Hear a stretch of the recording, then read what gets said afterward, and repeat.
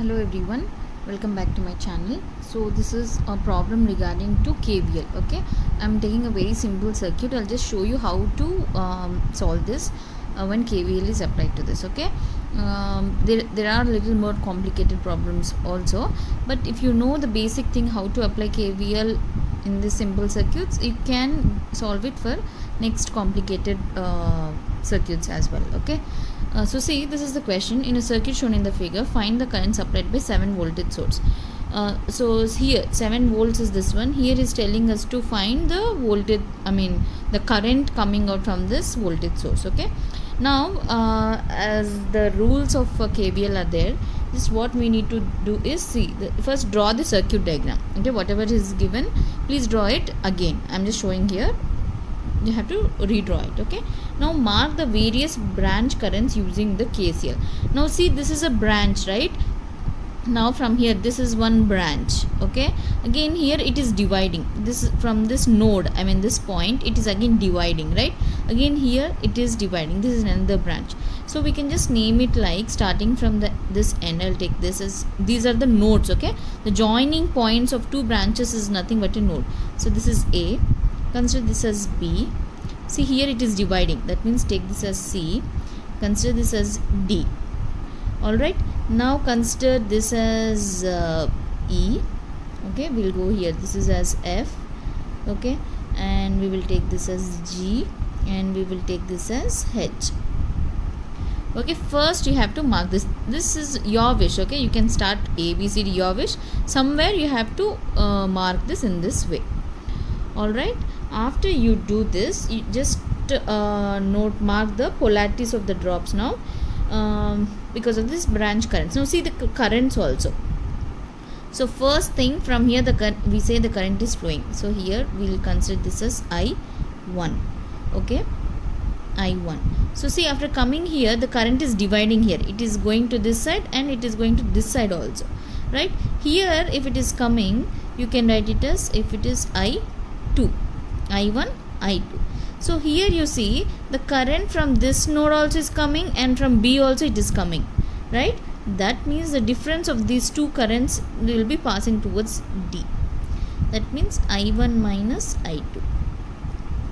Understood? I1 is the current coming from this side. From this side also you can get the current to here, no? So that's why I1 minus I2. Next is, see, after I2 current will flow to 3 ohms resistor. Here also at this point I2 only will be there. After coming here, again it is dividing. I2 is dividing. That means here it should go, no? So we will take it as I3. Okay, that means here also the I3 value, I3 current is flowing over here. Okay, so this is also here.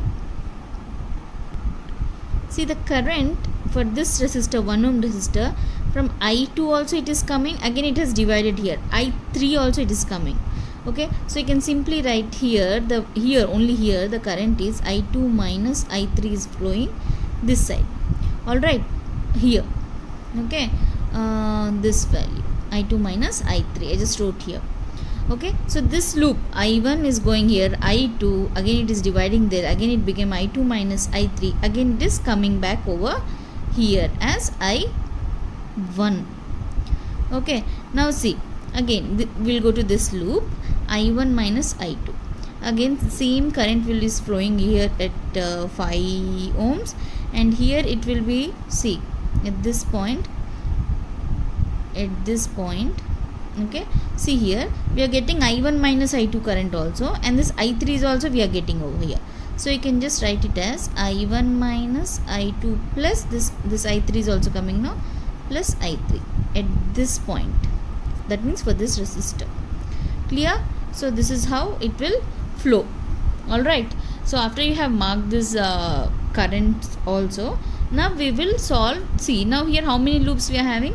This is loop number 1, this is loop number 2, this is loop number 3.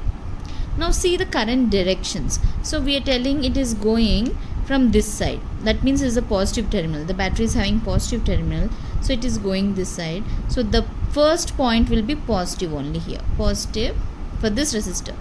This is negative. Alright, here also the same positive is going over here, so this will be positive, this will be negative. Okay, next after I2 we have come here, right? I3. So I3 here negative sign. No, from negative sign you have to take the opposite only. So this will be the positive minus. Okay, again this is coming over here. I3, I mean I2 minus I3 is coming over here. So this is positive negative. Alright, this already he gave positive and negative. Obviously here also positive and negative. Okay, so instead of getting confused about all these things, this is my tip. Okay, your faculty will not tell you to write like this, but they will tell you to follow this positive, negatives and write. But what I suggest you is, for all resistors, okay, just write from there, left side to right side, left to right, positive, negative, positive, negative, positive, negative, positive, negative, positive, negative. Irrespective of potential rise or drop, just write like this. And what you can do is, when you are solving this, when you are coming to this resistor, you have to take, see, this is I1 minus the alternate one you have to take, minus 3I. Okay, when 3I1, when you are taking this, you have to take the alternate, minus 3. Here also minus. Simple as that. Okay, just I'm telling you, for every resistors, place it as plus minus, plus minus, plus minus. That's it. Okay, now I'll show you easily how to solve each and every loop. Okay, let's take this loop A, B, C, F, H. Okay, I'm just writing here. Loop A, B, C, F and H. Okay, here, sorry, I wrote G, this is H, and again it is coming to A. So this is A, B, C, F, H, A. Alright.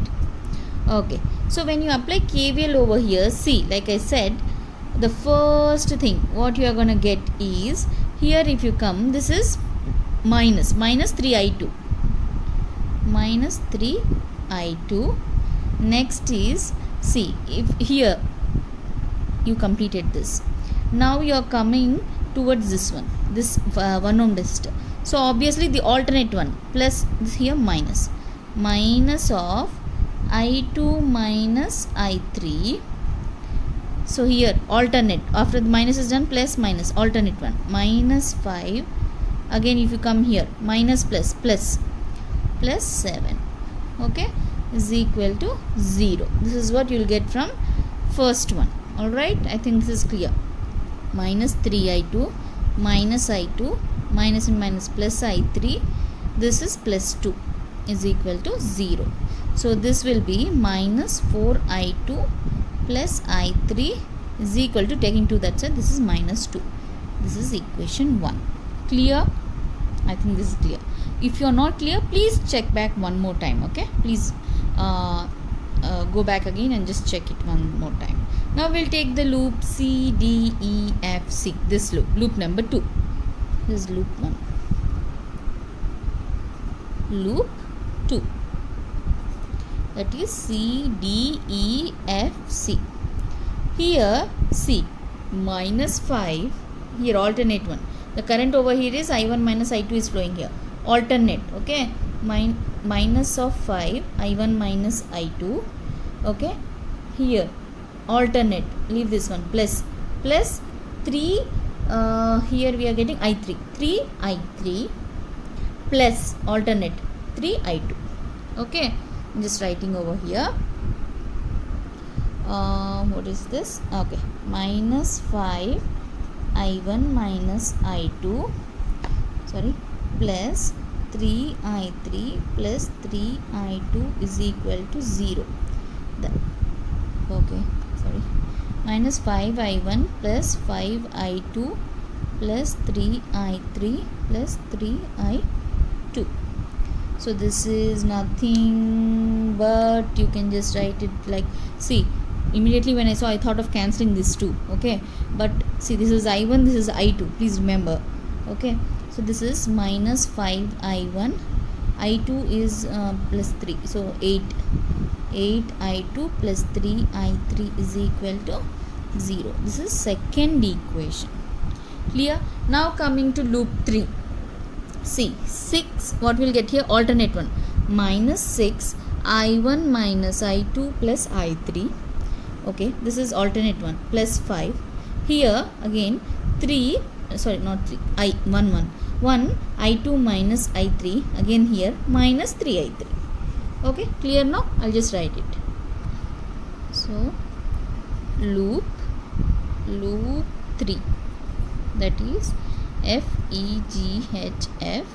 So minus 3 I3 minus 6 I1 minus I2 plus I3 plus 5, that is the voltage source, plus okay I2 minus I3 into 1 is equal to 0. So from this, if you solve, minus 3 I3 minus 6 I1 plus 6 I2 minus 6 I3 plus 5 plus I2 minus I3 is equal to 0. Alright, so we'll take I1s. So I1 is only this one, minus 6 I1, I2, this is I2 and this is plus 7, plus 7 I2, I3 means 9 and 10. Okay, minus 10 I3 is equal to 0. This is the third equation. Alright, I just wrote this in the previous page. I'll just write all three equations line by line. Okay, check this. I just wrote 1 into 3 is already here. Now how to solve these three equations? See, in maths we have this Kramer's rule, right? So we will find the determinant of this of these values. Okay, see how we will find out that. I'll show you. This is the 1 2 3. All right, so I'm just starting with the first equation. Please don't get confused. So what we'll write is I1 I2 I3 values, I1 I2 I3 values, determinant we have to find. So for this one, I1 is not there for the first equation, 0. So I2 is minus 4, I3 is 1. Alright, now for the second equation, this is minus 5, 8 and 3. And for this third equation, it is minus 6, 7, minus 10. So find the determinant of this one. How to find the determinant? I think you know. If you have to find out the first column, you have to close this row and column, first one, then it will be that would be these two. This is 0 into minus 80 minus 21. This is minus of minus 4 into, this term is closed. So minus 5 into minus 10 is plus 50.